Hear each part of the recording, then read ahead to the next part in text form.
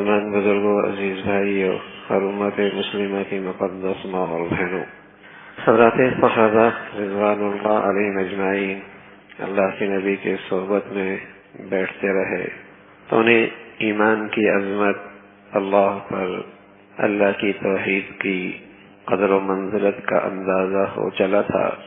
تو ایک شخص، چند لوگ حضور علیہ الصلوۃ والسلام کی خدمت میں آئے اور کہنے لگے، یا رسول اللہ، ما خیر ما اوتی الانسان، یا رسول اللہ، جو انسانوں کو عطا ہوا ہے، جو کچھ عطا ہوا ہے، ان میں سب سے بہتر کیا ہے؟ اس مبارک جماعت کو ایمان کی عظمت کا بھی اندازہ تھا، توحید کی اہمیت بھی جانتے تھے، ارکان اسلام کی عظمت سے بھی خوب واقف اور باخبر تھے۔ تو نرسی، یا رسول اللہ، ما خیر ما اوتی الانسان، کہ انسانوں کو جو کچھ عطا ہوا ہے ان میں سب سے بہتر کیا چیز ہے؟ تو رسول اللہ صلی اللہ علیہ وسلم نے فرمایا، الخلق الحسن، اچھے اخلاق۔ اللہ کے ہاں محبوبیت ہو، مقبولیت ہو، یا مخلوق کے ہاں محبوبیت اور مقبولیت ہو، اس میں اخلاق کا دخل سب سے زیادہ ہے۔ خالق کے ہاں محبوبیت کا معاملہ ہو یا مخلوق کے ہاں محبوبیت کا معاملہ ہو، گھر میں ہو یا باہر ہو، چھوٹوں میں ہو یا بڑوں میں ہو، غریبوں میں ہو یا بڑوں میں ہو، امیروں میں ہو، اپنوں میں ہو یا بیگانوں میں ہو، محبوبیت اور مقبولیت کا تعلق اچھے اخلاق سے۔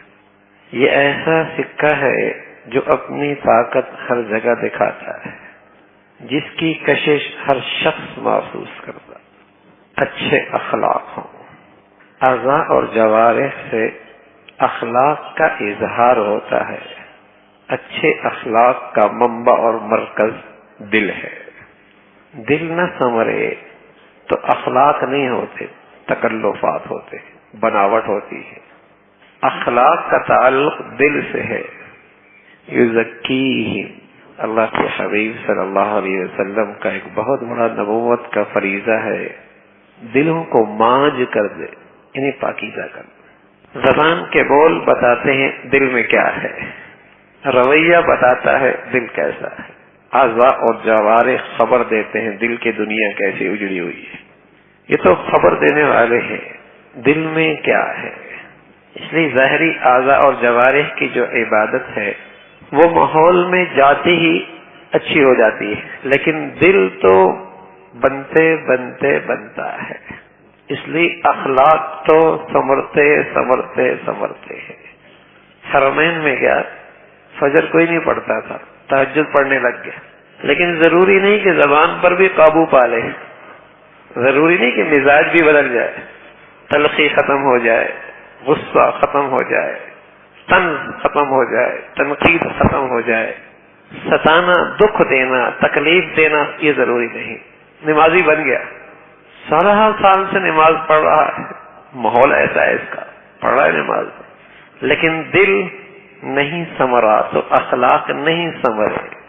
تو اخلاق کا حسن دل کے حسن سے تعلق رکھتا ہے، دل کے سنورنے سے اخلاق سنورتے ہیں۔ اس لیے یہ بدلتے بدلتے بدلتا ہے۔ پردہ اس کے چہرے پہ آ گیا، اس شخص کے چہرے پہ داڑھی آ گئی، لیکن ضروری نہیں کہ اخلاق بھی فوراً ہی آ جائے۔ تو رسول اللہ صلی اللہ علیہ وسلم فرما رہے کہ جو انسان کو جو کچھ عطا ہوا ہے ان میں سب سے بہتر الخلق الحسن، اچھے اخلاق ہے۔ جب ابتدائی دور تھا تو آپ علیہ الصلوۃ والسلام سے پوچھا گیا مل ایمان، تو آپ نے بتایا ایمان کیا ہے، ان تؤمن باللہ وملائکتہ وکتبہ ورسلہ والیوم الآخر والقدر خیرہ وشرہ من اللہ تعالی والبعث بعد الموت۔ اسلام کیا ہے؟ ان تشہد ان لا الہ الا اللہ وانک رسول اللہ وتقیم الصلاۃ وتؤتی الزکاۃ وتصوم رمضان وتحج البیت ان استطعت الیہ سبیلا، یہ اسلام ہے۔ لیکن جب اللہ کی ذات پر ایمان، اس کی عظمت کا، اسلام کے ارکان کی عظمت اہمیت کا احساس ہو چلا، اب پھر پوچھا گیا اسلام کیا ہے؟ اب بتایا اطعام الطعام وطیب الکلام، کھانا کھلانا اور نرم بول، میٹھے بول۔ ایمان کیا ہے؟ الصبر والسماحہ، صبر کرنا اور معاف کرنا۔ اسلام کا حسن کیا ہے؟ اخلاق کا حسن کیا ہے؟ انسان کا حسن کیا ہے؟ اچھے اخلاق۔ یہ آتے آتے سمرتے سمرتے سمرتا ہے، اس کا تعلق ہے دل سے۔ دل سمرا تو اخلاق سمرے۔ اس دل میں جب اللہ کی عظمت، اللہ کی بڑائی، اللہ کے سامنے کھڑے ہونے کا احساس ہو جاتا ہے تو یہ دل کی دنیا کو صاف ستھرا کر دیتا ہے، جسے خوف خدا کہتے ہیں، اللہ کے سامنے کھڑے ہونے کا ڈر۔ وَأَمَّا مَنْ خَافَ مَقَامَ رَبِّهِ وَنَهَى النَّفْسَ عَنِ الْهَوَىٰ، اپنے رب کے سامنے کھڑے ہونے کا ڈر۔ رب کون ہے؟ جو دیتا بھی ہے، جو شفقت بھی کرتا ہے، جو پیار بھی کرتا ہے، جس میں رحمت بھی ہے، جس میں شفقت بھی ہے، جس کے اندر دینے کی خوبی بھی ہے، جو نوازتا بھی ہے، وہ رب ہے۔ تو خاص طور پہ رب کا تذکرہ فرمایا کہ آدمی کچھ حیا تو آ جائے۔ کس کے سامنے کھڑا ہونا ہے؟ جس کا کھایا، جس کا پیا، جس کا پہنا، اس کے سامنے کھڑا ہونا ہے۔ ابراہیم ابن ادہم رحمۃ اللہ علیہ کی خدمت میں ایک نوجوان آیا، کہنے لگا ابراہیم، اللہ سے ڈر بھی لگتا ہے، گناہ بھی نہیں چھوٹتے، کوئی ایسا نسخہ تجویز کرے گناہ بھی کرتا رہوں، اللہ کی پکڑ سے بھی بچ جاؤں۔ نیا نیا نوجوان تھا، جوانی تھی، شباب تھا، تو دھتکارا نہیں، ڈانٹ ڈپٹ نہیں کی، کندھے پہ ہاتھ رکھا، قریب کیا، کہا بیٹے چند تجاویز دیتا ہوں، اللہ کی ناراضگی بھی ہے اور بچ بھی جاؤ گے، کرتے رہو گناہ بچ بھی جاؤ گے، ان تجاویز پہ عمل کر لو۔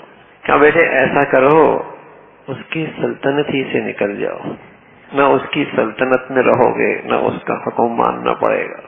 شرمندہ ہوا، کہنے لگا لہو مقالید السماوات والارض، کہاں سے نکلوں گا؟ ہر طرف اسی کی کناتیں لگی ہیں، کہاں سے نکلوں گا؟ کہا اچھا بیٹے پھر اس کا کھانا پینا ہی چھوڑ دے، نہ کھائے گا نہ پیے گا، نہ اس کے نعمتوں کے سامنے، اس کے احسانات کے سامنے دبے گا، کرتے رہنا۔ وما بکم من نعمت فمن اللہ، ہر عطا اسی کی طرف سے ہے، اور جو کچھ ہے اسی کی عطا کی برکت سے ہے، ورنہ دنیا تماشا دیکھے، ورنہ دنیا میں تماشا بن جائے۔ جو کچھ ہے اسی کا نظر کرم ہے، اسی کا احسان اور مہربانی ہے، ورنہ تماشا بن جائے۔ شرمندہ ہوا، کہا یہ بھی نہیں ہو سکتا۔ کہا بیٹے پھر ایسا کر، جب موت کی گھڑی آئے تو کہنا رک جاؤ، توبہ کر لو۔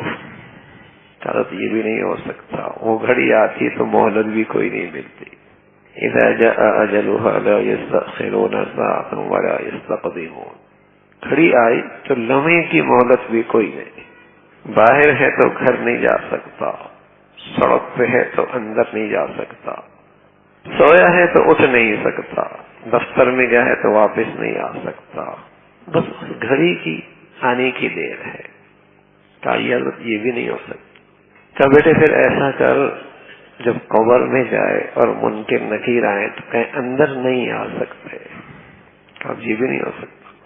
کہا جب تیری شرمندگی کی گھڑی آ جائے، معاشر میں کھڑا ہونا پڑے، جہنم میں تیری فیصلہ ہو جائے تو انکار کر دینا، یہ کیسے ہو سکتا؟ تو دیکھنا اس بچے کے دل کی دنیا میں کچھ اثر پڑا ہے اور زمین سازگار ہو گئی ہے، بیج ڈالا جا سکتا ہے۔ کہنے لگے بیٹے جس محسن کے ہم اتنے احسانوں تلے دبی ہوئی ہیں، پھر اس کی نافرمانی کرتی حیا نہیں آتی، کچھ تو حیا ہو جائے۔ جس نے انعامات کی، نوازشات کی حد کر دی ہے، اس سے کچھ تو حیا ہو۔ اتنی احسان فراموشی، اتنی احسان فراموشی۔ میرا نوکر چند دن نہ مارے تو تانا ملتا ہے، بڑا احسان فراموش ہے، نمک حرام ہے۔ چند دن نہ مانے، بڑا احسان فراموش ہے، نمک حرام ہے۔ زندگی کے ماہوں سال اس کی نعمتیں استعمال کروں، حق ادا کیا۔ کوئی ایک نعمت لے لے کہ کہہ دوں کہ اس کو تو ٹھیک استعمال کیا ہے، کوئی ایک نعمت، کوئی زندگی کا ایک دن اٹھا کے دکھا دے، یہ تو اس کا حلم ہے، دیتا چلا جا رہا، یہ تو اس کی ستاریت ہے، پردہ ڈالا ہوا ہے، یہ تو اس کا کرم ہے، درگزر کر رہا ہے۔ وَأَمَّا مَنْ خَافَ مَقَامَ رَبِّهِ وَنَهَى النَّفْسَ عَنِ الْهَوَىٰ، اللہ کے سامنے کھڑے ہونے کا ڈر۔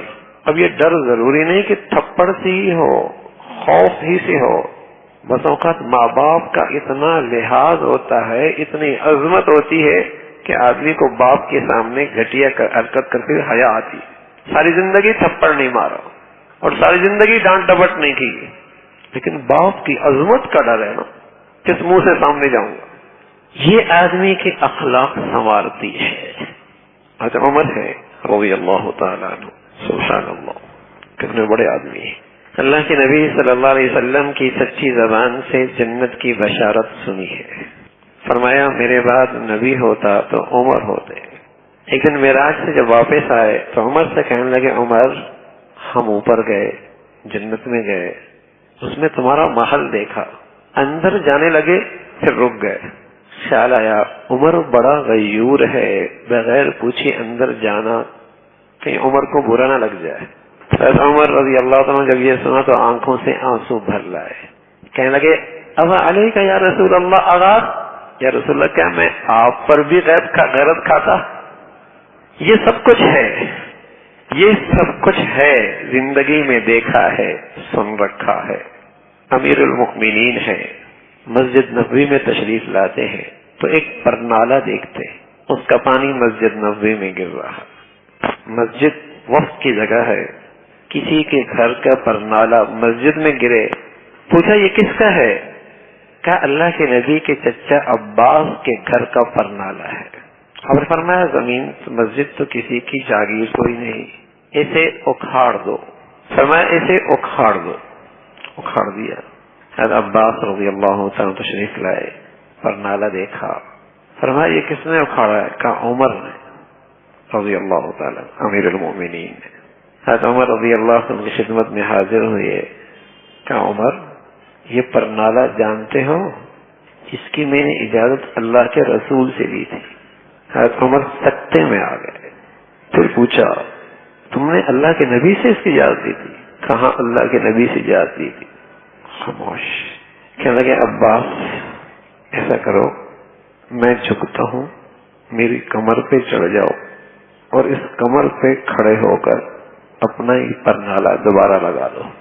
امیر المومنین ہے، فرمان لگے خطاب کے بیٹے کو یہ ضرورت کہ نبی کسی چیز کی اجازت دے اور اس کا وہ انکار کرے؟ حضرت عباس رضی اللہ تعالیٰ فرمایا آپ کی اجازت کافی ہے، یہ نہیں ہو سکتا۔ فرمایا مجھے آرام ہی نہیں آ سکتا، مجھے سکون ہی نہیں آ سکتا۔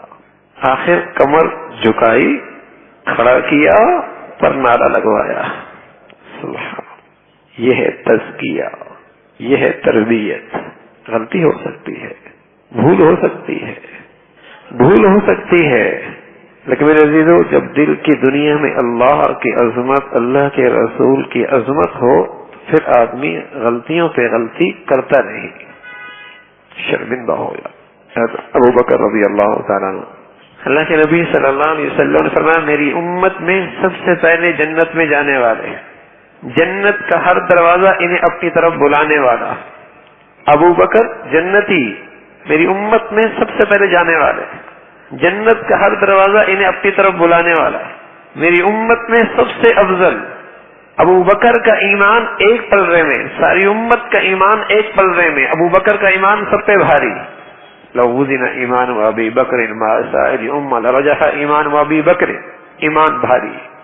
ربیہ اسلمی کہنے لگے ایک مرتبہ میری حضرت ابو بکر سے رضی اللہ عنہ بات بڑھ گئی، آواز اونچی ہو گئی، انہوں نے مجھے کچھ کہہ دیا، فوراً خیال آیا ربیہ تم بھی مجھے کہہ دو بدلہ ہو جائے، میں نے انکار کیا۔ کہنے لگے ربیہ کہہ دو ورنہ اللہ کے نبی کے پاس جاؤں گا، سفارش کروں گا، کہہ دو۔ میں نے پھر انکار کیا، ابو بکر وہاں سے چل دیے۔ فرمایا میرے قبیلے کے لوگ، بنی اسلم کے لوگ آئے، کہنے کہ یہ بھی عجیب آدمی ہے. کہا بھی خود، شکایت بھی خود لگانے کے لیے چلے گئے. حضرت ربیعہ فرمانے لگے میں نے ان سے کہا جانتے ہو یہ کون ہے؟ ابو بکر ہے. یہ ناراض ہو گئے تو اللہ کے رسول ناراض ہو جائیں گے، اور اللہ کے رسول ناراض ہو گئے تو اللہ ناراض ہو جائیں گے.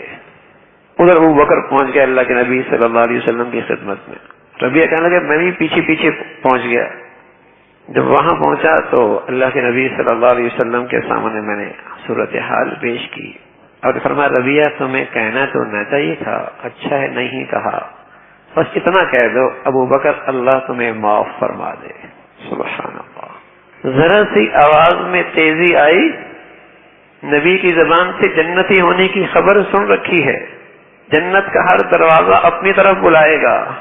اس امت کے سب سے بڑے ایمان والے، سب سے افضل، ذرا سی بات بڑی، خوف اور ڈر ایسا ہے کہ بدلہ یہی ہو جائے. اللہ اکبر. معاملہ یہی صاف ہو جائے اور ہم نہ جانے کیا کچھ کہتے رہتے ہیں اور کس کس کو کہتے رہتے ہیں. بلکہ جو جتنا میرے قریب رہتا ہے اتنا ہی تکلیف مجھ سے زیادہ اٹھاتا ہے، مجھ سے زیادہ ہی سنتا ہے، زیادہ ہی دکھ اٹھاتا ہے. یہ دل اجڑ چکا ہے، اس لیے اخلاق میں فساد آ گیا.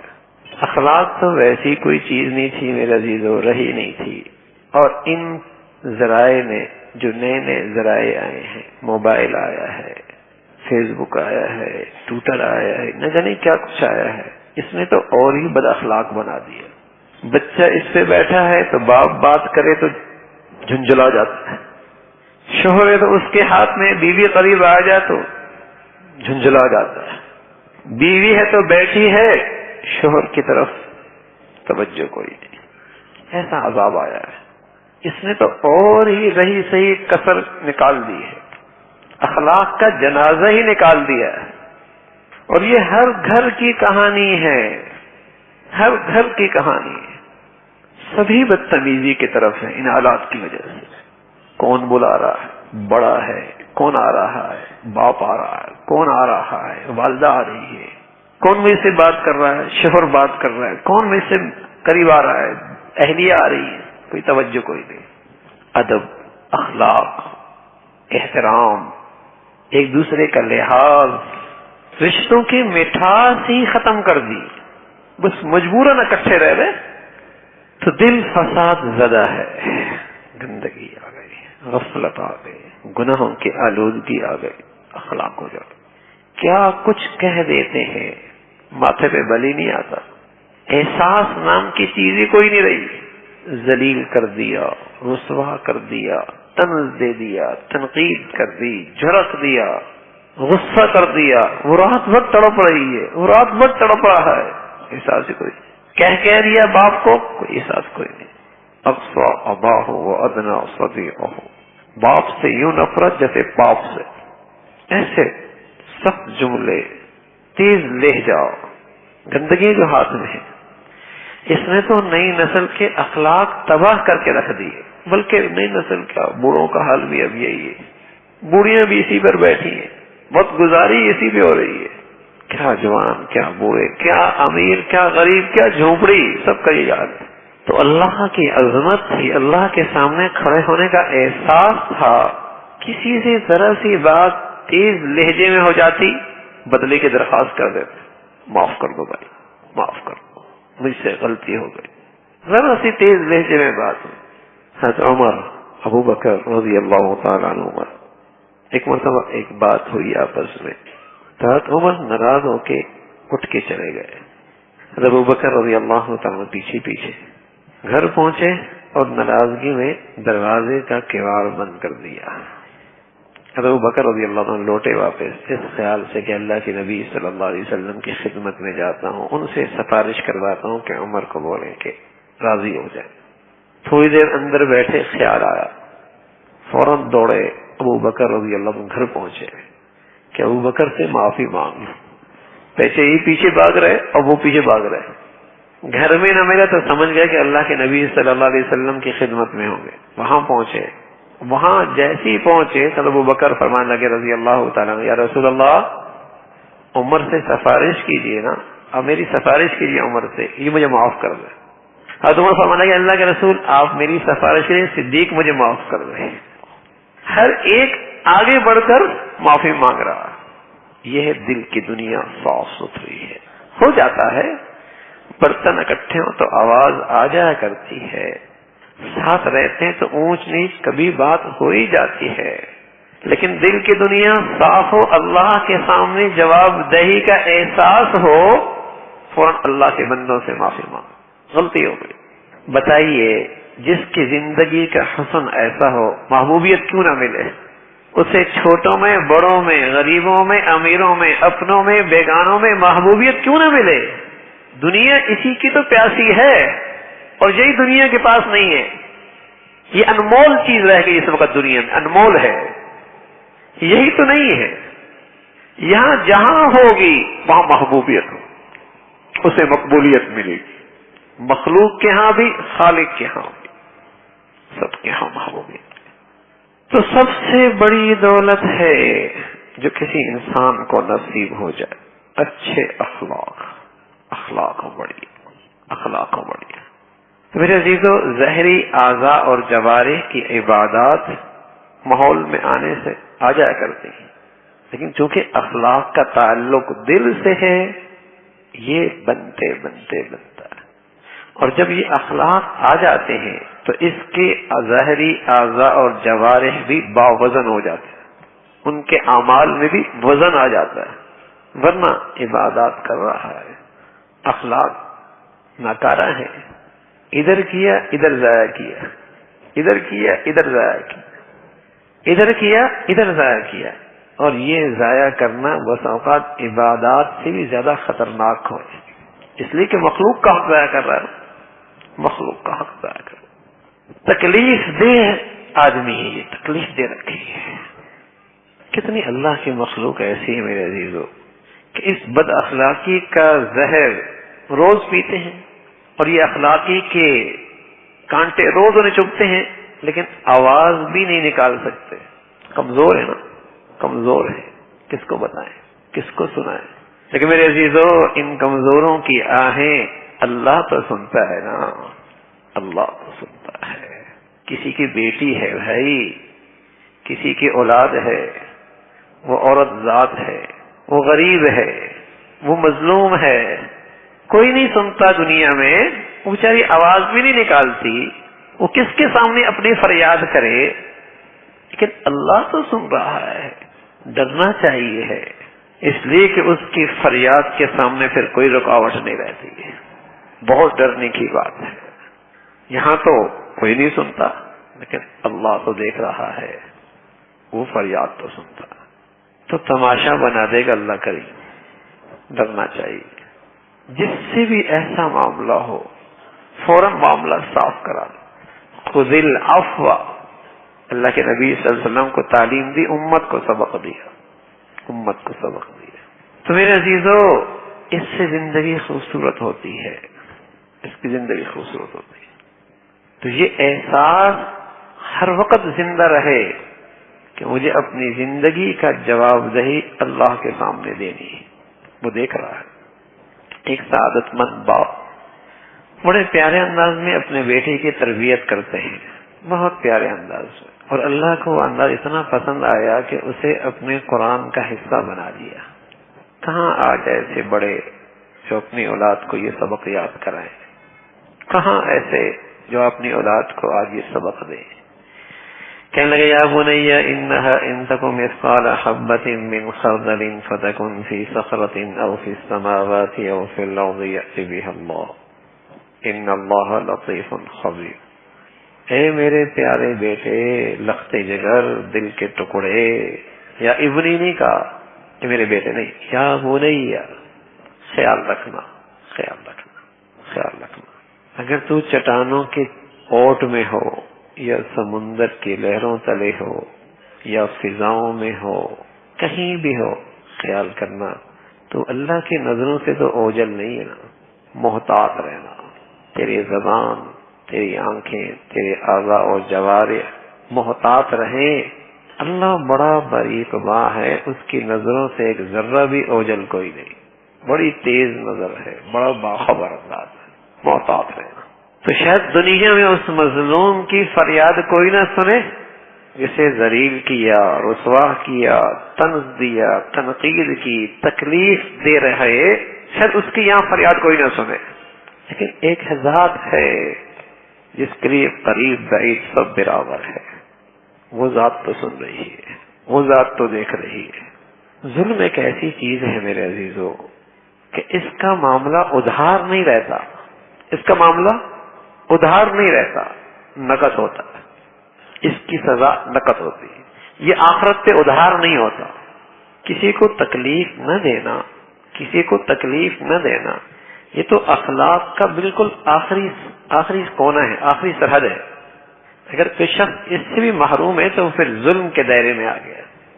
کسی کو تکلیف نہ دینا یہ تو اخلاق کا سب سے آخری کنارہ ہے، لیکن چونکہ اس کا بھی اجر بہت ہے۔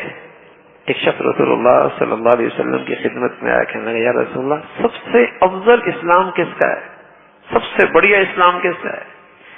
آپ علیہ الصلوۃ والسلام نے فرمایا جس کی زبان اور ہاتھ سے دوسرا انسان محفوظ ہو جائے، سب سے افضل اسلام۔ یعنی اگر اخلاق کا یہ آخری درجہ بھی اس نے حاصل کر لیا تو اس کا اسلام بہت بڑھیا، یہ بہت بڑی دولت ہے۔ تو اللہ کی عظمت کا استحضار، اللہ کے سامنے کھڑے ہونے کا احساس اپنے دلوں میں زندہ رکھے، تاکہ نا محتاط زندگی گزرے، کسی کے ساتھ زیادتی نہ ہو، تکلیف نہ دیں۔ بڑا عجیب ماحول بنتا چلا جا رہا، بڑی دکھ بری کہانیاں سنتے ہیں، بڑی تکلیف دہ کہانیاں۔ ہنستے بستے گھر یہ بد اخلاقی اجاڑ دیتے، گھر کا سکون، گھر کا چین یہ بد اخلاقی نے ختم کر دیا۔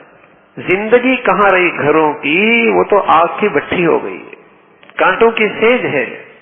اور اس کا نتیجہ کیا ہے؟ چونکہ ہر شخص دوسرے سے الگ ہے، وہ اپنی دنیا میں اور یہ اپنی دنیا میں، اس کے ہاتھ میں بھی موبائل ہے، اس کے ہاتھ میں بھی فیس بک ہے، سب گھر میں لیکن کوئی کسی کا نہیں ہے، ہر ایک اپنی دنیا میں۔ یہ انسانوں کی زندگی نہیں، یہ مسلمانوں کے طور طریقے نہیں۔ تو میرے عزیزو اس کو اپنی زندگی میں مشق کرنے کی ضرورت ہے۔ ہم جہاں آتے ہیں نا تو یہ ایک مذاکرہ ہے، مل بیٹھ کے چند باتیں کر لیتے ہیں، اور محض سننا سنانا مقصود نہیں ہوتا میرے عزیزو۔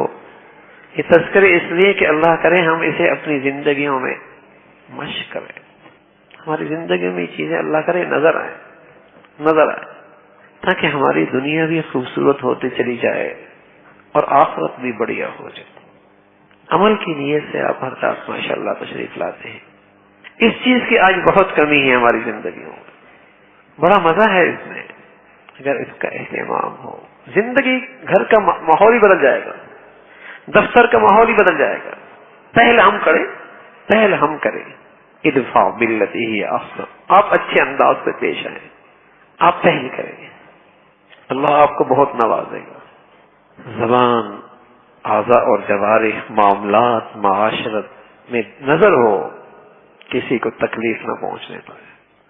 خاص طور پہ جو ہمارے قریب رہتے ہیں، بچوں کے باپ، بڑوں کے اولاد، ماں باپ، میاں بیوی، ساتھ ملنے جلنے والے، نظر ہو کہ تکلیف تو نہیں پہنچ رہی۔ اور یہ جو چیزیں نا ہمارے ہاتھوں میں ہر وقت، یہ تو ہمیں بخار لگ گیا ہے۔ صرف ضرورت کے لیے یہ چیزیں استعمال کرنے کی اجازت ہے، ضرورت کے لیے۔ اور جو اس فتنے میں پڑ جاتا ہے اپنا سب کچھ کھو بیٹھتا ہے، جو اس میں پڑ جاتا ہے سب کچھ کھو بیٹھتا ہے، اس لیے کہ بات سے بات بڑھتی ہے نا، پہلے دیکھتا ہے پھر بات کرتا ہے، پھر بات سے بات بڑھتی ہے، پھر دل گندا ہوتا ہے، پھر زندگی برباد ہو جاتی ہے۔ اس لیے کہ بہت مخلوق ایسی بیٹھی ہے اس پر، ضرورت کے لیے چیزیں استعمال کرنے کی ہے بس، یعنی کہ ہر وقت اسی پر بیٹھا ہے، اسی میں لگا ہے۔ بہت بڑا فتنہ ہے اس دور کا یہ۔ اللہ ہم سب کی حفاظت فرمائے،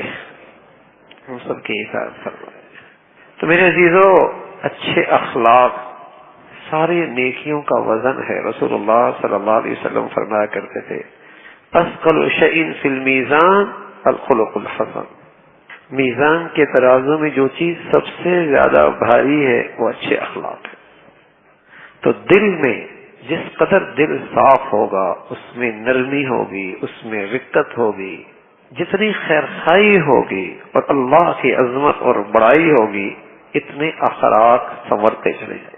تو اللہ کے انعامات کا تصور کریں، اس کے بارگاہ میں حاضری کا احساس رکھا کریں کہ کہیں اگر کسی کے ساتھ کوتاہی ہو بھی جائے، زیادتی ہو بھی جائے، فوراً معافی مانگ، معاملہ دنیا میں صاف کر لیں. اللہ کے نبی ہے صلی اللہ علیہ وسلم، بیماری کی حالت ہے، 2 صحابیوں کے کندھے پہ ہاتھ رکھ کے مسجد نبوی تشریف لا رہے ہیں، پاؤں میں زمین پہ صحیح طور پہ نہیں ٹیک سکتے. اس حال میں مسجد نبوی حاضر ہوئے، ممبر پہ تشریف فرمایا ہوئے، سب کو اکٹھا کیا اور فرمایا بھائی جس کے ساتھ میری طرف سے کوئی زیادتی ہو، کسی کا حق میرے اوپر ہو، آج میں آپ لوگوں کے سامنے ہوں، اپنا بدلہ مجھ سے دنیا میں لے. اللہ اکبر. یہ امت کو سبق دیا ہے، امت کو سبق دیا ہے کہ فَمَن يَعْمَلْ مِثْقَالَ ذَرَّةٍ خَيْرًا يَرَهُ وَمَن يَعْمَلْ مِثْقَالَ ذَرَّةٍ شَرًّا يَرَهُ. ذرہ بھی ہوگا، ادلا بدلا تو ہوگا. اندھیر نگری نہیں ہے، اندھیر نگری نہیں ہے. اگرچہ قسم خدا کی گناہوں کا ریئیکشن دنیا میں بھی ہے، وہ تو احساس رکھنے والوں کو احساس ہوتا ہے.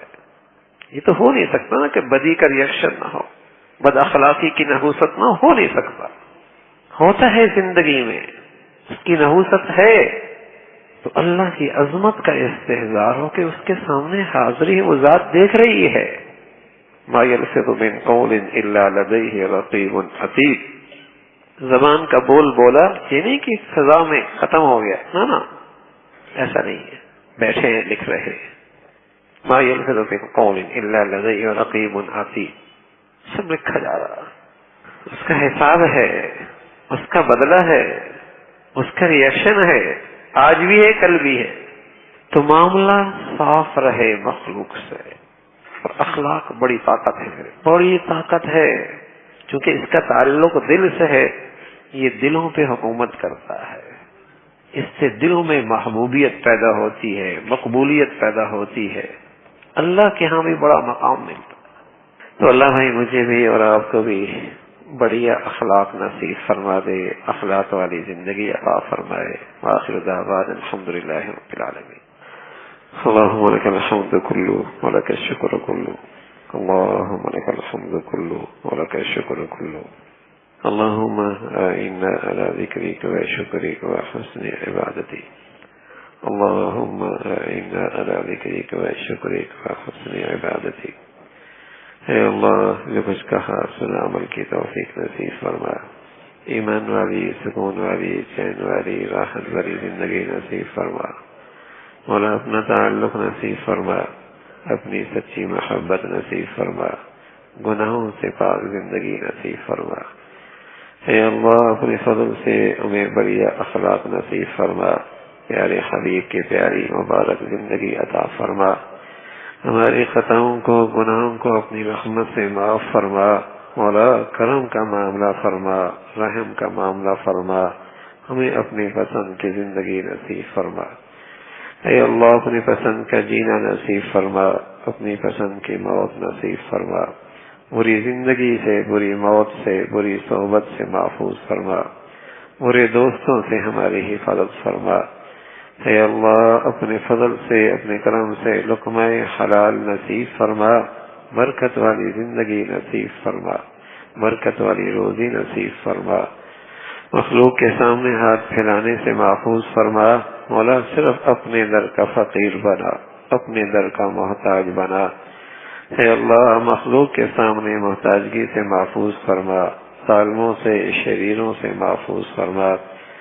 اے اللہ اپنے فضل سے تمام حاضرین حاضرات کے تمام جائز حاجات کو پورا فرما، مشکلات کو آسان فرما، پریشانیوں کو ختم فرما. اے اللہ گھروں میں محبتوں کی فضاؤں کو عام فرما، رشتوں میں ایک دوسرے کا لحاظ. اے اللہ اپنے فضل سے ایک دوسرے کا عظمت قدر نصیب فرما. اے اللہ اپنے فضل سے گھروں میں اے اللہ محبتوں والی زندگیاں عطا فرما. ہمیں اپنے گھروں کو گناہوں کے گندگیوں سے، بے حیائی کے فتنوں سے پاک رکھنے کی ہمت اور توفیق نصیب فرما، اپنی زندگیوں کو، اپنے گھروں کو ہر قسم کے بد اخلاقی سے بچانے کی ہمت نصیب فرما۔